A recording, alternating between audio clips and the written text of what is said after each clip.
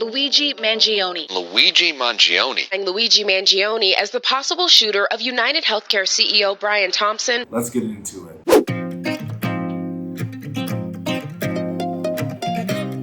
Luigi Mangione has remained to be relevant for numerous weeks now after he slain Brian Thompson, the CEO of UnitedHealthcare, which has a denial rate higher than any other for-profit healthcare company in the country, and I think it comes around like fourth in the most profitable U.S. company, which is insane that a healthcare company is, let alone exists, because obviously universal healthcare should be the norm. But putting that aside, the fact that they have been able to sweep the floor of other healthcare providers, that Kaiser Permanente, the one that is biggest in my home state of Oregon, has a denial rate of 7%, which is still bad, but it's not like what it was with UnitedHealthcare, which I think was like 36% denials, like nearly like a third of their like people filing were denied, and that's insane. But yeah, Luigi Mangione has continued to be relevant. I've seen like free Luigi Mangione shirts. I've seen a lot of like hearts and, guilty, I love him type of stuff. It's really interesting because it kind of just shows how capitalism and the people in power, the capitalists, will still want to profit off of someone's identity, even if that identity is an intrinsic threat to their security. That said, obviously mainstream media has they've lost their shit. They don't understand why so many people are either happy or kind of dismissive of the fact that a man was killed. And I hate that in every video talking about Luigi Mangione, we have to make the disclaimer that I, on no uncertain terms, I do not support murdering people. I do not support any type of violence on individuals. However, it is important to look at the reason why this happened and why so many people are, let's say, indifferent to the fact that Brian Thompson is no longer with us, most likely looking up at us from hell. I've been watching so many commentary videos about Luigi Mangione. I've been on TikTok and watching so many compilations and stuff, which is odd for me personally because I never go on TikTok. But I ended up watching enough that every time now I go on the app, it's all talking about Luigi Mangione, and I probably should stop saying his name so frequently, or this video is probably most likely going to be suppressed. I know that's definitely the case when I posted on my Instagram story when Benjamin Netanyahu, the Prime Minister of Israel, made an address to Congress when I was living in Washington, D.C. I posted about that, and my post was suppressed. That was the first time I actually experienced that, and it's concerning. It's concerning, but it's not the first time that the U.S. government has suppressed speech, and that certainly won't be the last time, as we're seeing what's happening currently with Luigi. But yeah, when I first heard about the CEO's death, I was just like, he had it coming, and I was already very desensitized to the whole matter. So I kind of just was like, okay, I'm kind of being a little, and not everyone else is going to be feeling the same way. I probably should tone down my inner dialogue about, well, he kind of had it coming. Then I look at the comments on all these videos, and they are all rooting for Luigi. And then it kind of is a permission structure where people are seeing oh, I feel this way too. And oh, I'm seeing more and more comments reflecting my point of view. And it has transcended through the political divide. Whether or not you're conservative, liberal, whether or not you're Democrat, Republican, independent, what have you, everyone has been screwed over by the healthcare system in some way, and definitely feels personally victimized by the healthcare system. Even if they themselves are healthy and fine, they know someone that they love, a friend, a family member who has been fucked over by the healthcare system. I believe I saw a stat saying that like every minute and a half, an American dies because they can't afford healthcare.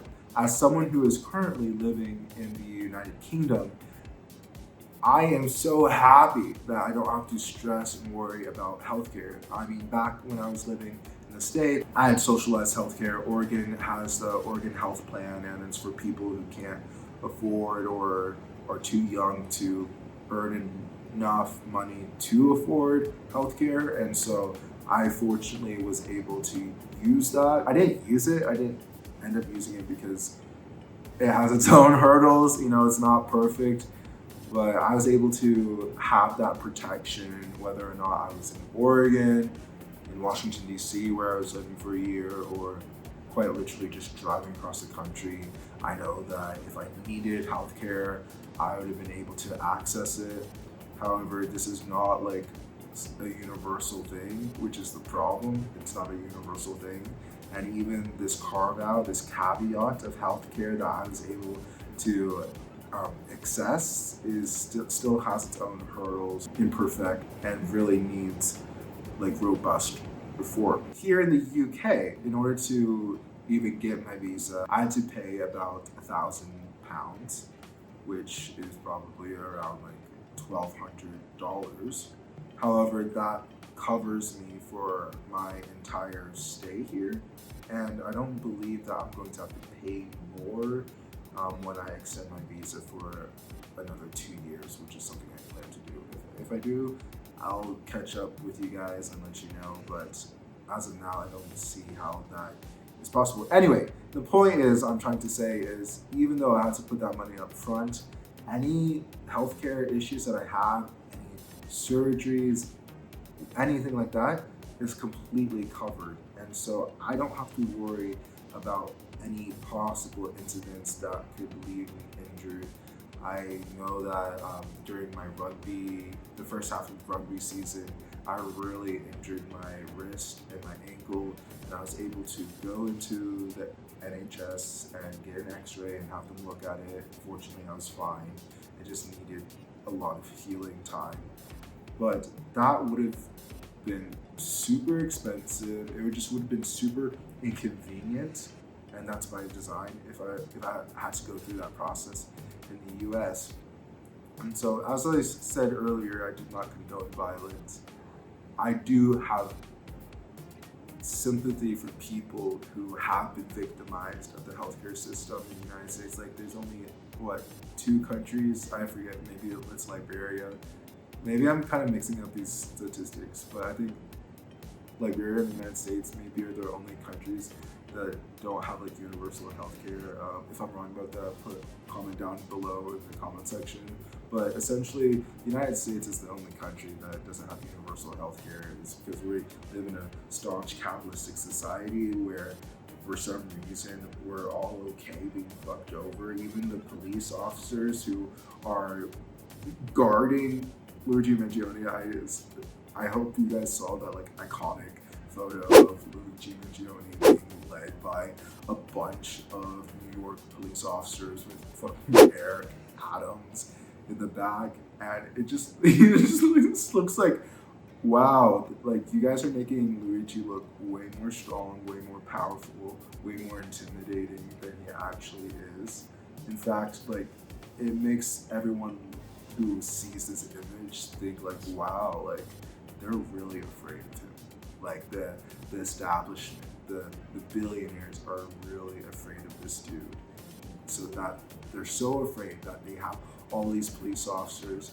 And also like, dude, the irony of Eric Adams being in this photo, Eric Adams even showing up, because he had no business being there. He did not need to be there. But the fact that he is there when he's currently being investigated for crimes I think it had something to do with like the Turkish embassy wanting an expedited permit, and then he also like got free trips flying. He's like such a basic man because like I would have gotten cash, not just like flight credits for like to be able to fly wherever I wanted to. Even though that does sound nice, but no, I'm not someone who could be corrupted. But if I were, the bar would be much higher than that. Like Eric Adams is an idiot, ignoramus, doesn't have, he doesn't have self-worth enough to be able to be bribed like properly. Like, what is that? That New Jersey like Congressman Menendez or whatever. He's like he literally had like gold bars. Like that's how corrupt he was. Like they found gold bars in his house. And anyway, I digress. I think that this is a really interesting time in American politics. You know, as the Trump administration is going to come into power later this month, the liberals, progressives are kind of, in terms of social cachet, are kind of holding on to this.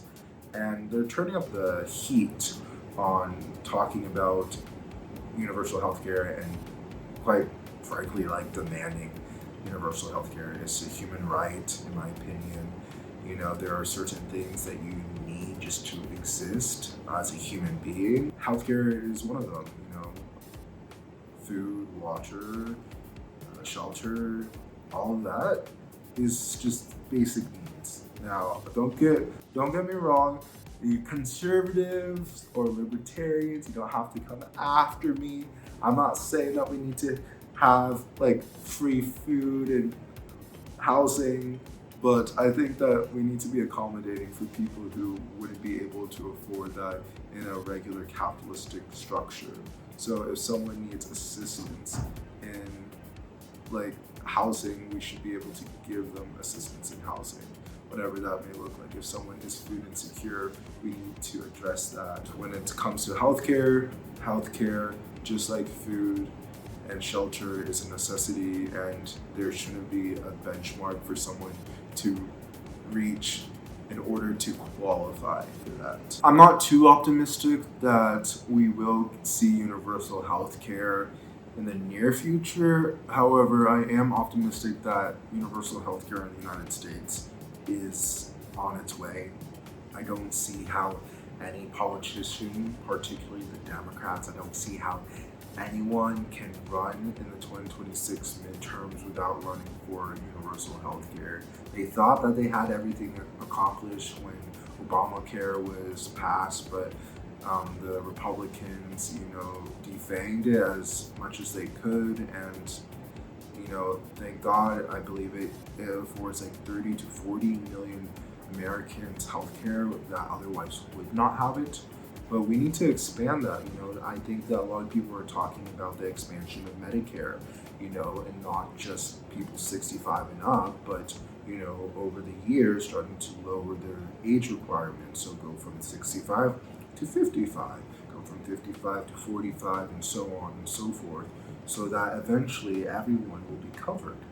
Because this is not sustainable. We are paying outrageous prices for just things that we need when other countries aren't paying these prices, when Medicare is unable to negotiate with pharmaceutical companies, and so they have to pay these horrific prices as well, is another problem. Because European countries, Latin American countries, they get to barter with the healthcare with big pharma, and they don't pay prices that are just astronomically through the roof, that are just unfair and actually antithetical to the capitalist free market structure. These are monopolies, plain and simple.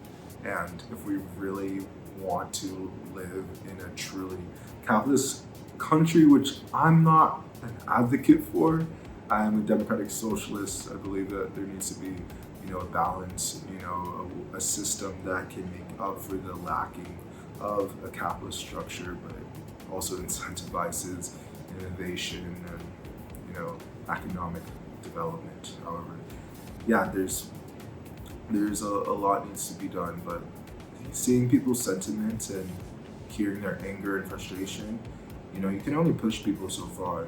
MLK said, a riot is just no, was it? I think we've got to see that a riot is the language of the unheard. The result of a riot is basically people's voices not being heard, and that has culminated to the slaying of Brian Thompson with Luigi Mangione. I wonder how his case is going to go.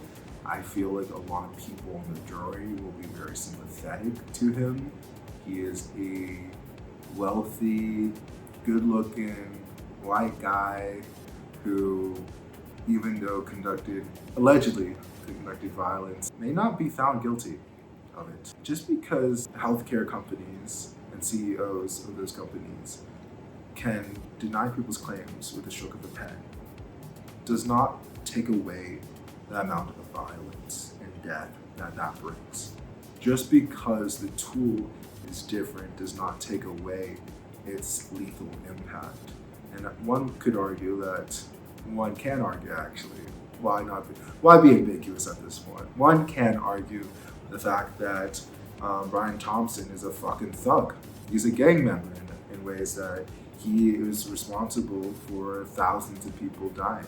And so thousands of people being killed by one individual who ended up being slain. How bad is that, really, in the grand scheme of things? He's going to be replaced. He already has, so it's not necessarily like killing CEOs is the right answer. However, I feel like you guys can probably pick up what I'm laying down in that regard. Make sure to like and subscribe, and I will see you guys in the next video. Until then, peace and love. Bye. I'm taking a chance 'cause I like you a lot, so I'll give it a shot. Give it all that I got.